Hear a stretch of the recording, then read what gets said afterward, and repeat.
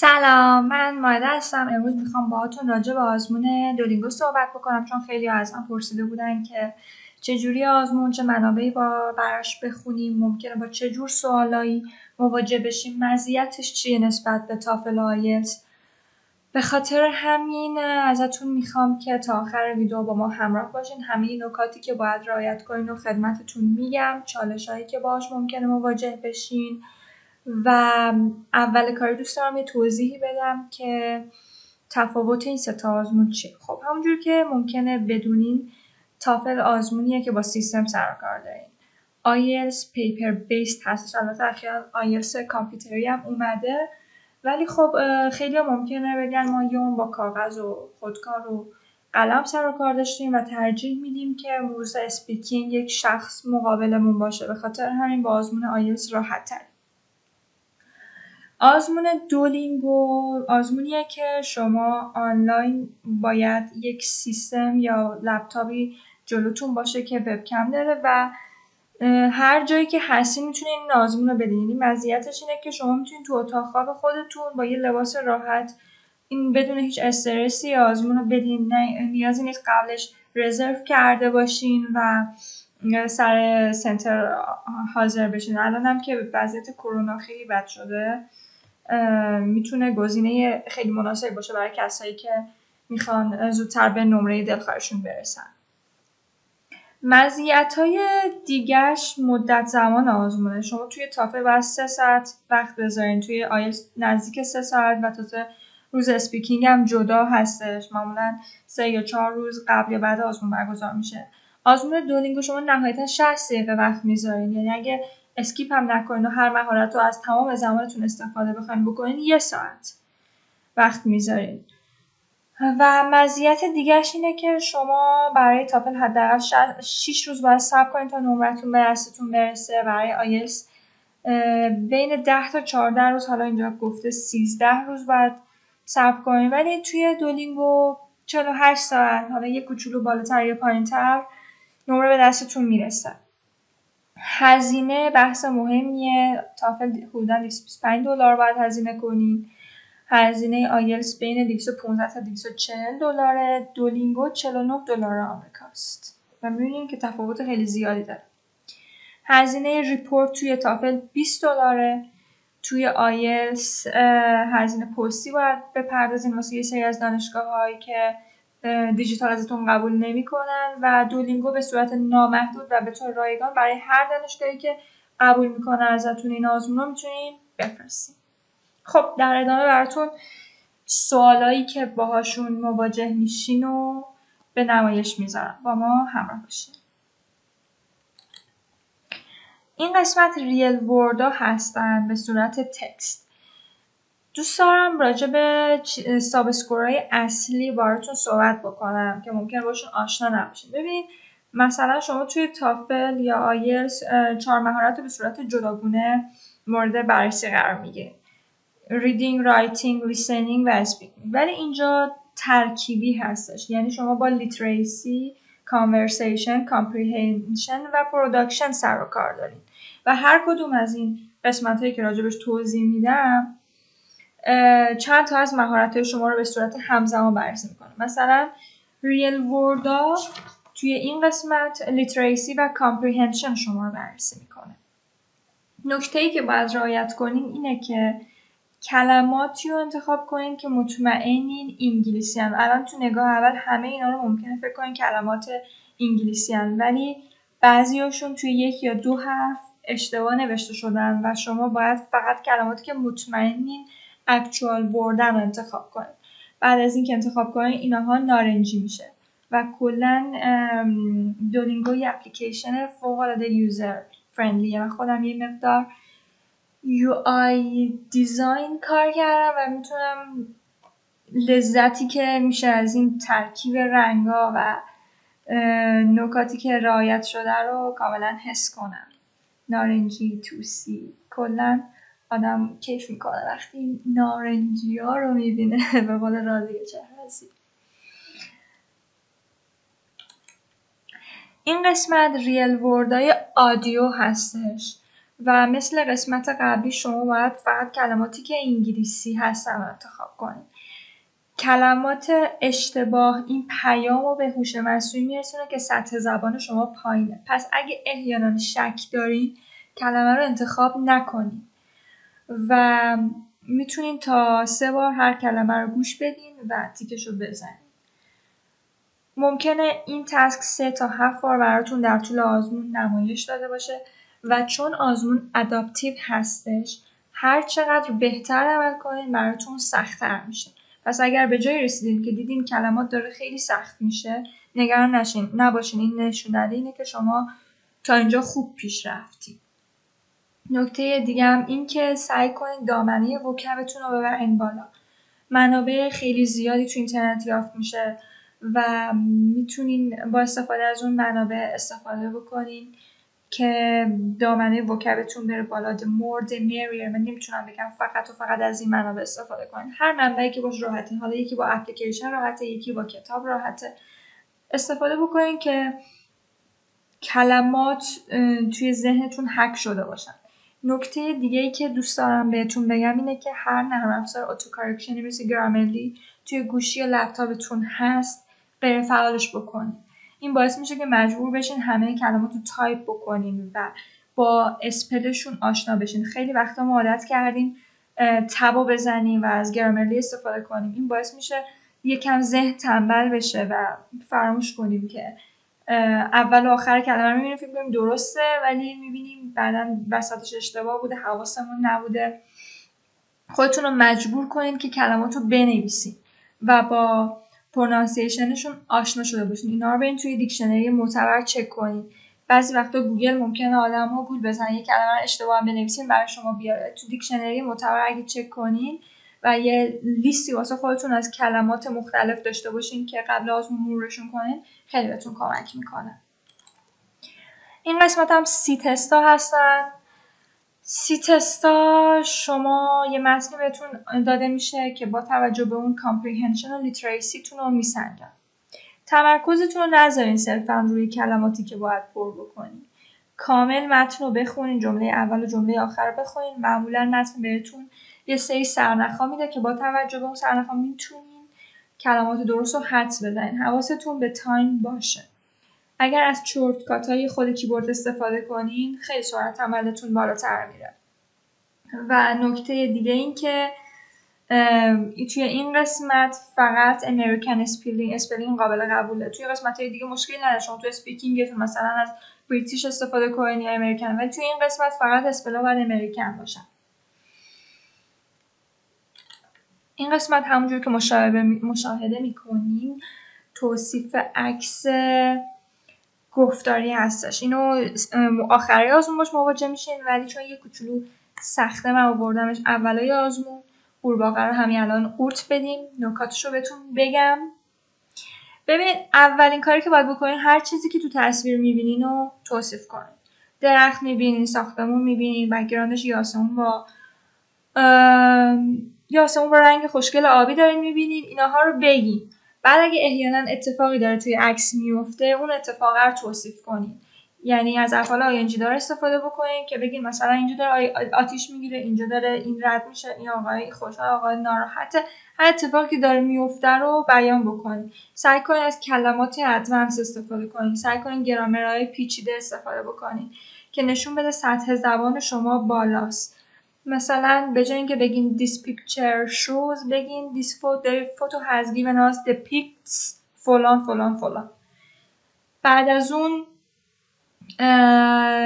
حواستون به تایم باشه. اگر کمتر از 30 ثانیه صحبت کنین آزمون اینوالید میشه. باید بین 30 ثانیه تا 1 دقیقه و 30 ثانیه صحبت بکنین.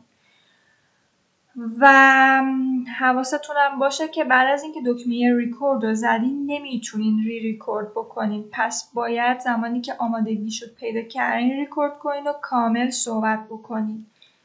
پاز نداشته باشین بهتره و تنوع رعایت کنین توی صحبت کردنتون.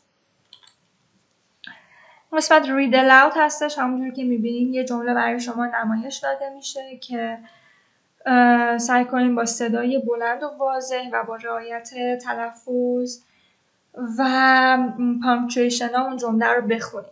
برای مثال یه نفر میخونه I want to be certain that they have understood me. یه نفر میخونه I want to be certain that they've understood me. مسلمه که نفر دوم نمره بهتری میگیره. پس حواستون به فلوئنسی باشه و حواستون به این باشه که فقط خوندن مهم نیست و فقط درست خوندن مهم نیست. شما باید استرس کلمات رو رعایت کنید. باید حواستون به اینتونیشن باشه. ممکنه خیلی وقتا جمله بلندتری در اختیارتون قرار بگیره و حواستون باشه که 20 ثانیه بیشتر وقت ندارید. این قسمت اسپیکینگ آدیو هستش. حواستون باشه مثل توصیف عکس گفتاری از گرامر و ساختارهای متنوع استفاده بکنید و شما باید 90 ثانیه صحبت بکنید. اگر کمتر از 30 ثانیه بشه آزمونتون اینوالید میشه. 20 ثانیه وقت دارین تا دکمه ریکورد رو بزنید و بعد از اینکه ریکورد کردین باید از زمانتون استفاده بکنید و سوال رو پاسخ بدید. اگر در بدترین حالت سوال جوری بود که هیچ ایده‌ای راجبش نداشتین و براتون سخت بود راجبش صحبت بکنین، همین رو به انگلیسی بگین. بگین به این دلیل و به این دلیل من ایده‌ای ندارم راجب این سوال و منظورم اینه که خالی نذارین، سکوت نکنین، از تایمتون به خوبی استفاده بکنین. این قسمت WFT ها هستن که comprehension و conversation شما رو میسنجن. شما باید اون جمله‌ای که میگه تایپ بکنید. حواستون باشه که 3 بار میتونید استفاده بکنین از این دکمه اسپیکر خوشگل. اگر دفعه اول متوجه نشدین اشکالی نداره. هر چیزی که متوجه شدین بنویسین. دفعه دوم سعی کنین اصلاحش کنین و دفعه سوم برای مرور ازش استفاده کنین. 3 تا 7 بار ممکنه این تسک براتون لود بشه و این قسمت سخت و سخت‌تر میشه. حواستون به کپیتالیزیشن و پانکچویشن ها خیلی باشه و اگر یه جمله نصفه بنویسین باز بهتر از اینه که هیچی ننویسین. رایتینگ سمپلتون هستش. شما برای این قسمت باید حداقل 50 کلمه بنویسین. میتونه یکی از سخت‌ترین پارت‌های آزمون دولینگو باشه چون یک مقدار باید سرعت تایپتون بالا باشه. حواستون باشه که برعکس آیلتس لازم نیست خیلی طولانی بنویسین. شما همین که ساختار رو رعایت کنین، یعنی مقدمه، بادی و حتی ریزالت داشته باشین، نمره خوبی میتونین دریافت کنین. پس نیاین 70 80 90 کلمه بنویسین ولی نصف نیمه رهاش کنین بدون رعایت اصول. اگه 50 60 کلمه هم بنویسین ولی توش اصول رو رعایت کرده باشین خیلی بهتره. پس طبق توصیه‌ای که قبلا کردم همون کلمات متنوع و ساختارهای گرامری رو رعایت بکنین توی نوشتتون و میتونین برای این قسمت از کیوکاردهای آیلتس استفاده بکنین. بهتون ایده‌های خوبی میده. یه مدل دیگه توصیف عکس هستش که با توجه به زمان 1 دقیقه‌ای شما نمیتونین خیلی طولانی بنویسین. خودش هم گفته 1 یا بیشتر جمله قابل قبوله. سعی کنین هر چیزی که تو تصویر میبینین و بک‌گراند عکس میبینین رو توصیف کنین و توجه به جزئیات خب مسلما نشون میده که شما آدم باهوش‌تری هستین. آزمون دولینگو جوریه که شما فقط مهارت زبانتون چک نمیشه، سرعت عمل، دقت و هوش شما هم سنجیده میشه. به خاطر همین شاید اداپتیو هستش و پروداکشن شما بخشش با استفاده از همین سوالات سنجیده میشه. تا جایی که میتونین سعی کنین بنویسین ولی درست بنویسین. این قسمت هم دقیقا شبیه آزمون آیلتس سری سوال در اختیارتون قرار داده میشه که باید بهشون جواب بدین. سعی کنین به تک تک سوالا جواب بدین. در حین آزمون میتونین به مانیتور نگاه کنین. اگر کسی بهتون گفته نه فقط باید به وبکم نگاه کنین، اشتباه. شما موقع تایپ میتونین به کیبورد نگاه کنین، موقعی که دارین تصویری میبینین یا سوالا این شکلی میتونین نگاه کنین. فقط نباید به اطراف نگاهتون بچرخه چون آزمون حساسه و فکر میکنه شما دارین تقلب میکنید، کسی تو اتاقتون هستش. حواستون و تمرکزتون رو بالا ببرین و مطمئن باشین از این قسمت هم نمره خوبی میگیرین. این قسمت هم رایتینگ هست. شما 3 تا 5 دقیقه وقت دارین صحبت بکنین، یعنی راجبش بنویسین، ولی چون قسمت اینترویو هستش لازم نیست که خیلی وسواس به خرج بدین، چون که نمرش تأثیری نداره تو نمره نهایی شما. باید زمان رو حواستون بهش باشه. 3 تا 5 دقیقه وقت دارین تو این 2 قسمت اینترویو اسپیکینگ و اینترویو رایتینگ. شما باید همون اصول رو رعایت کنید، ولی نمره‌ای بهش تعلق نمیگیره. فقط برای اینه که اون دانشگاهی که براش نمره رو فرستادین اگر خواستن نگاه بکنن ببینن توی این 2 تا قسمت چجوری عمل کرد داشتین. در آخر اسپیکینگ اینترویو براتون به نمایش داده شده. 1 دقیقه تا 3 دقیقه وقت دارین و میتونین همونجور که گفتم از کیو کاردهای آیلتس استفاده بکنین و راجع به موضوعات مختلف سعی کنین اطلاعات داشته باشین. خیلی وقتا ما ایده‌ای به فارسی هم نداریم، به خاطر همین سر آزمون گیر میکنیم. سعی کنین صحبت بکنین. صبح که بیدار میشین بگین خب مثلا نظر من راجع به این که فلان معلمم زبان دبستان چجوری بوده. میگین خودتون رو مجبور کنین که راجع به چیزهای مختلف فکر کنین، به انگلیسی فکر کنین و بنویسین. اینها کمک میکنه که آمادگیتون برای آزمون بیشتر بشه. این هم جدولی هستش که مقایسه میکنه دولینگو اسکور با آیلتس اسکور، تافل اسکور و پی تی اسکور. مثلا شما اگه 6.5 آیلتس داشته باشین معادل 105 یا 100 تا 110 دولینگو هستش. حالا با توجه به مقطعی که میخوایم واسش اپلای کنیم و با توجه به رشته‌تون ممکنه مینیمم نمره متفاوت باشه.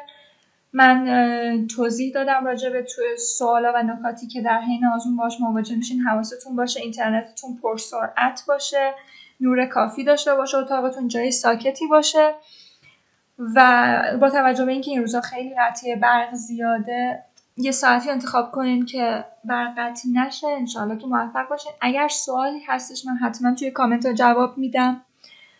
و در آخر یه شوخی هم کردیم با آزمون دولینگو با توجه به رادیو چهرزی. امیدوارم که لذت ببرین ازشون. سابسکرایب یادتون نره. موفق باشین.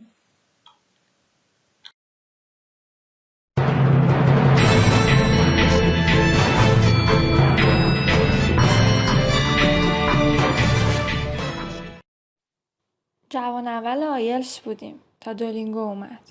گفتیم خب منطقیه دیگه، یه آزمون با این کمالات، معتبر، آنلاین، قیمت مناسب این ما همون جور که باید عاشقشیم دیگه. لاگین کردیم گفتیم UI دیزاینت چه نیکوست. خندید گفت مال شما بهتره. رفت. بعد آزمون باز دیدیمش گفتیم اسمت چی بود؟ گفت دولینگو که جان فرسود از او. گفتیم مگه تو هم بلدی؟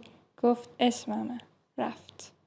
عین رفتن ابندن از 504 دیدم که جانم میرود.